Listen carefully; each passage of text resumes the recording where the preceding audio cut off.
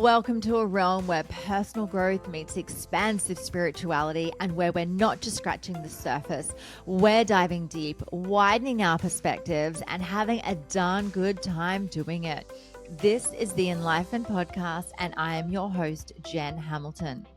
You'll enjoy an infusion of motivation, empowerment, and inspiration that will resonate in every aspect of your life. Expect captivating stories, heartfelt musings, and my own personal experiences. But that's not all. I'm bringing awe-inspiring individuals to the table, so get ready to meet some remarkable souls whose wisdom and stories will leave you spellbound. No topic is off limits here. Brace yourself for raw authenticity, unfiltered vulnerability, and yes, the occasional splash of explicit language. We're delving into the realms of the esoteric, mystical, and the woo-woo, unafraid to explore the extraordinary. So if you are ready to venture beyond the surface, to explore the depths of your soul, and to awaken the magic of life, if your heart says yes, then hit that play button and let the Enlightenment Podcast guide you on this remarkable expedition.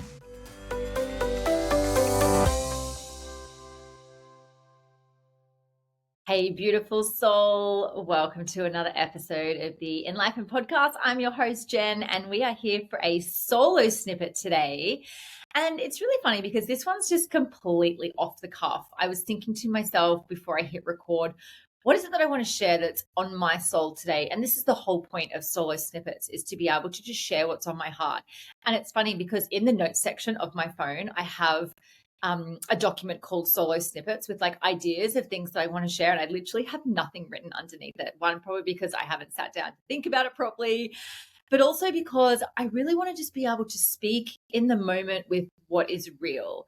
And what I wanted to share today is the importance of building a relationship with yourself and knowing that you can always back yourself because of the deep and utter love and respect that you hold for yourself.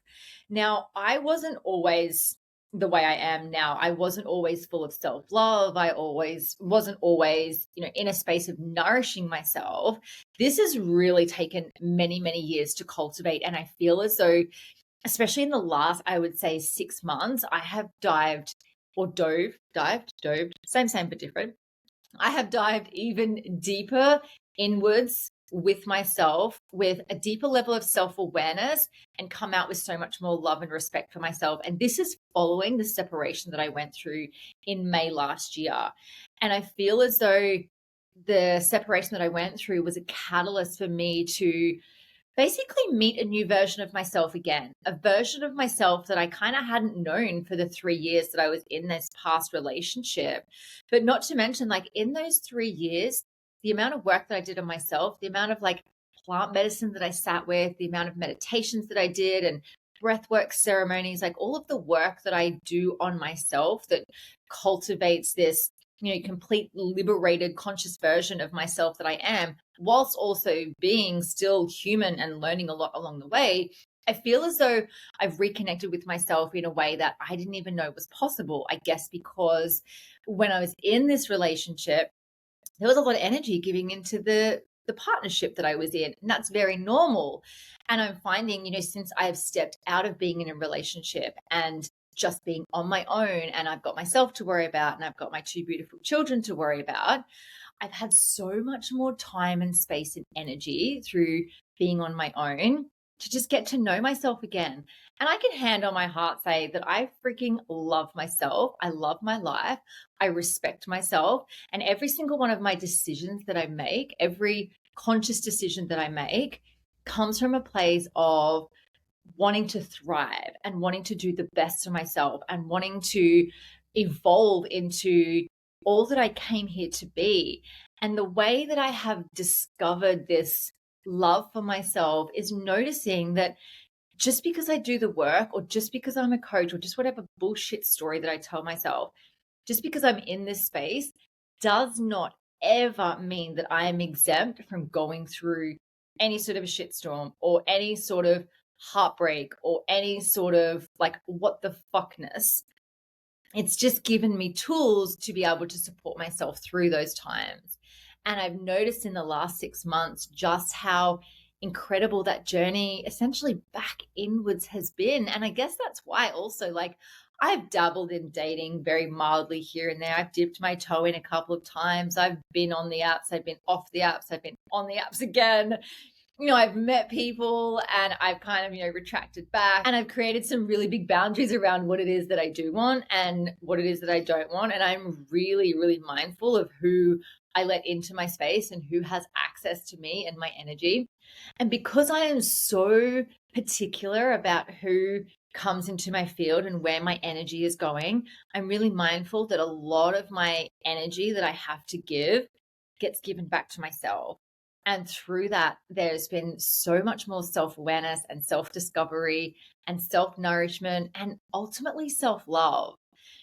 And so I invite you to check in with yourself. Now, it doesn't matter whether you're single, whether you're partnered, whether you're poly and, spreading your seeds everywhere.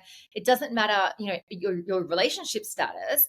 It's about where is your energy going, whether it's to work or a business or to children or to hobbies or to things and places and people that, might not actually be filling your cup back up again.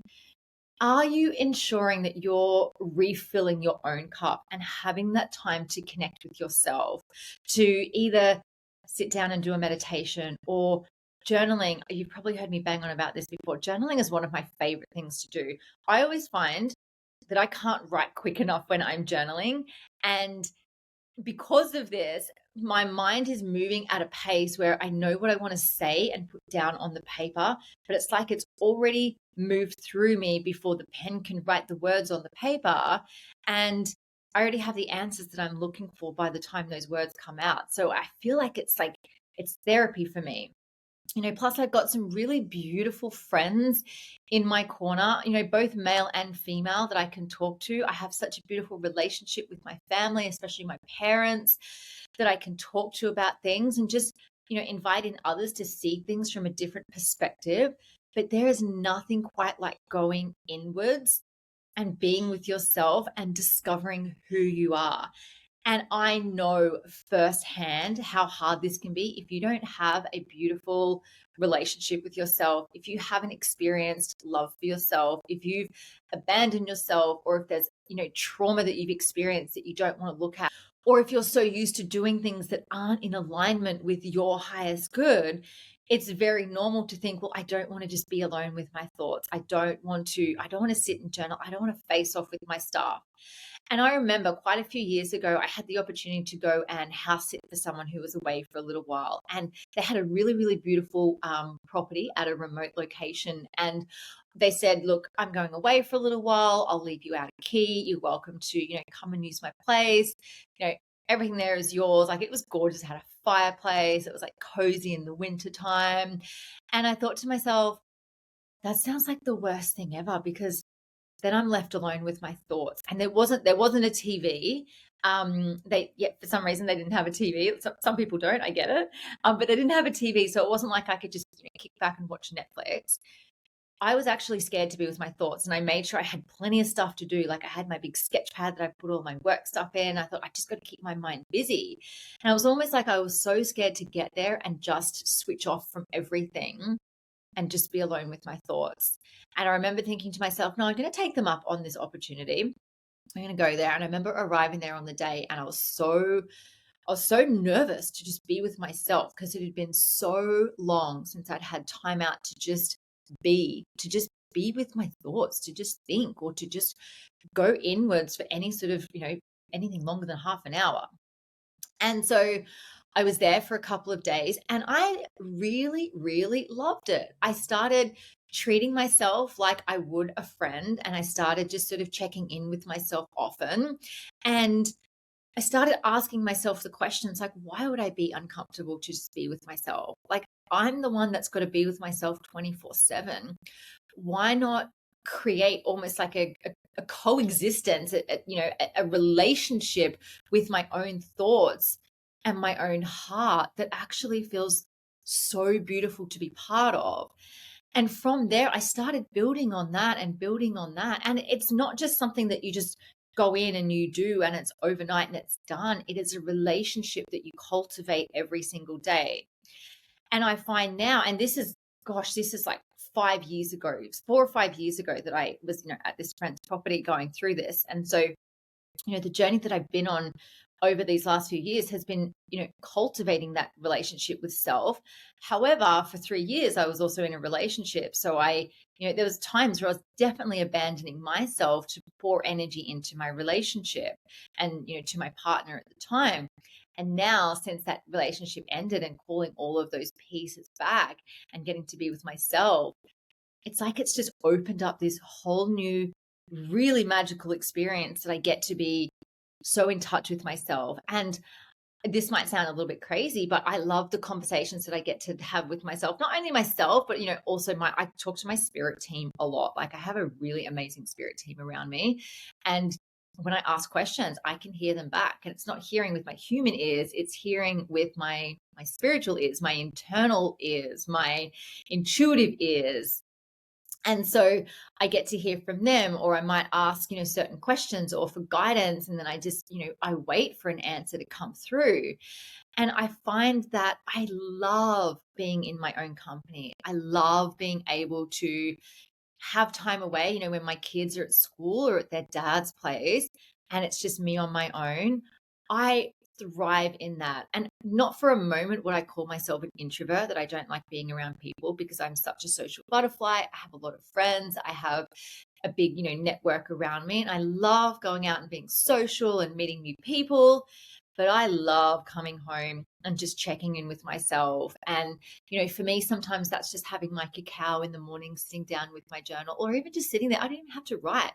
I can sit outside on the patio, or I can sit in bed, or, sit out the front of my house and just enjoy being with myself and listening to what's going on inside. And I promise you, this is the most peaceful I have ever felt, because I am not at war with myself. And because I know myself so deeply, I know what it is that I do want. I know what it is that I don't want. I know more and more every day who I am and what it is that I want to cultivate in this life. And what that's doing for me is opening up my eyes even further to what is possible in this world. What's possible for me to bring forward through my work, as a friend, as a mother. It feels like I'm so solidified in my own truth, and life is always going to throw curveballs as well. So there's always going to be circumstances that arise at some point where we feel like, hang on a second, this is throwing me off kilter a little bit. Is this who I am? Am I not being true to myself? Have I done something to upset somebody?